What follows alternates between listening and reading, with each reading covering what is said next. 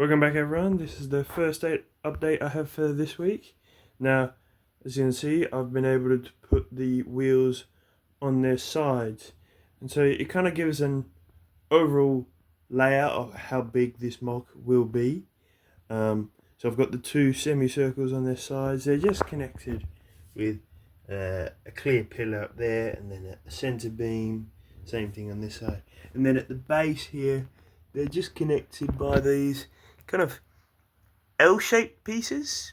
I guess that's not the best word for them, but they act in like perpendicular directions, so it allows you to build straight up, right?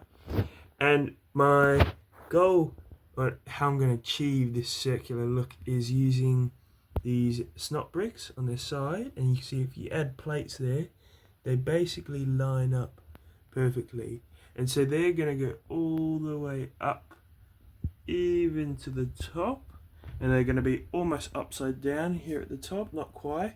I'm probably going to build supports that come out here to hold that up, and I'm going to cover that by adding like a kind of like a black facade going from here and then all the way kind of behind the railway tracks and all the way up to here. Probably what I'm going to have to do for this mock, it's not sitting on the shelf, right? A clear gap between this and the shelf, so it is holding itself up at the moment, but I'm going to need to remove this shelf somehow. Now, I do know how to do that, but it might just be a bit complicated.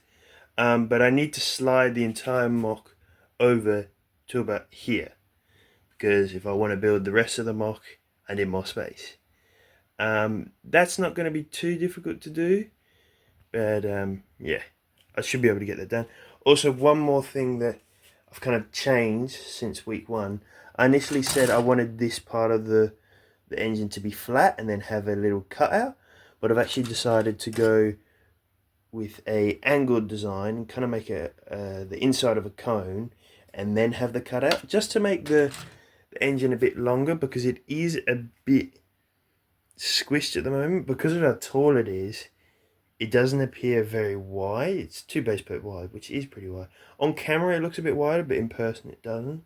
So I think if I add that extra cone section, that's an extra base plate, will be a few extra parts, but it will look a lot better in the end.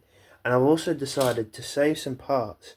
I'm going to go with some black tiles and plates and wedges, as you can see there, just so I can fill the mock out a bit more. Makes it a lot easier on parts if I use black, because I've got a lot of black parts. So if I kind of go with that burnt effect for the black pieces and the not burnt effect for the grey pieces, I think it gives it contrast and also saves extra pieces, which is good in both ways. Alright, I'll see you when I have another update. Welcome back everyone. This is a few days later since the last update. Now, the big thing you'll notice is this kind of ramp that is created. I'll show you a bit on how I've built that, but I've also color changed quite a bit of this inner ring, you can see here, and I've started on the outside design. Now, this design here, you can see how large it is compared to a minifigure. If you just get that kind of angle, it's over about 64 studs tall. But how I've been able to create this bend shape is pretty simple. Now, the entire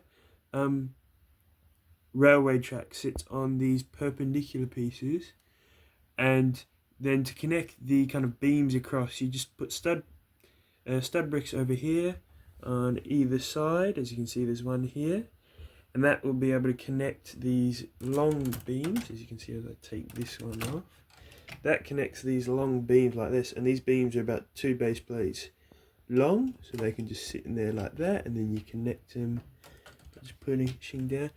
But now, the only problem with this design is, because these beams are so long and they don't have a lot of weight to them, I want them to be as light as possible, they bend a bit. So I've had to add a third structure in the middle, which I'll show you when I turn around the build, and it kind of just acts as a support underneath. Okay, so like I said before, this is the behind the scenes of this half pipe.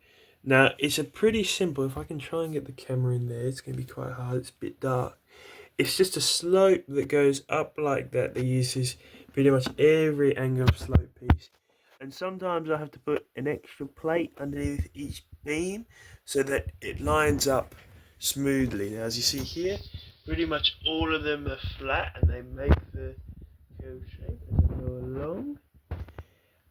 So I'm pretty happy with the overall smoothness of this curve. The other thing that I've added this week is I've started on the outside design. Now you can see at the moment it's all just plated off. I'm probably not going to tile it, but I'm going to add some greebling detail. And I've just added these kind of, I don't know what to call them, kind of spikes or bits that jut out at the end.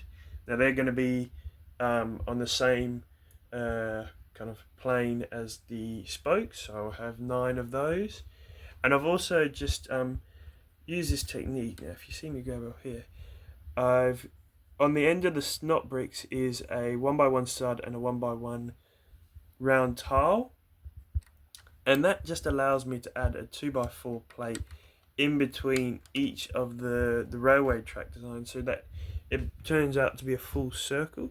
As you can see here, there's gaps, but they're not normal like just 2x4 gaps. They're definitely tilted a bit so that they sit in between the studs like that, and that doesn't cause any tension or anything. That's completely a legal technique.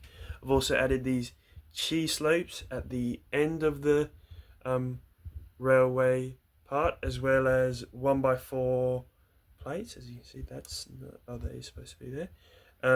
So that the entire shape is pretty much completely round. You can tell the difference between the bottom section down there compared to the top section up there, and you can also see this technique now in full scale. So I've added the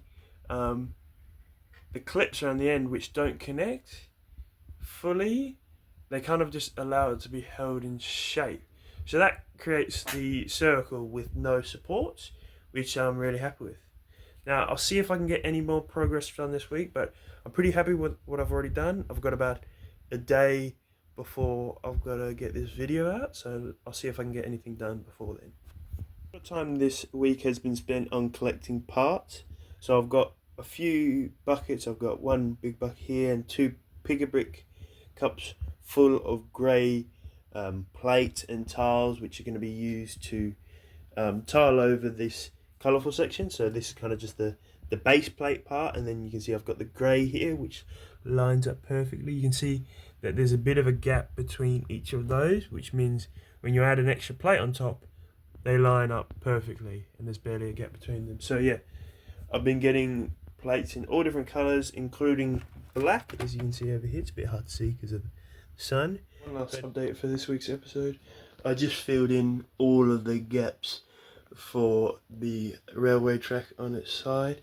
As you can see here, they just jut out about 5 studs or so. You can see about the 5 studs, sorry, about 3 bricks, not 5 studs. Yeah, so I'm overall happy with the look. I'm probably going to add some greebling detail just along here. Alright, thanks for watching and see you next week.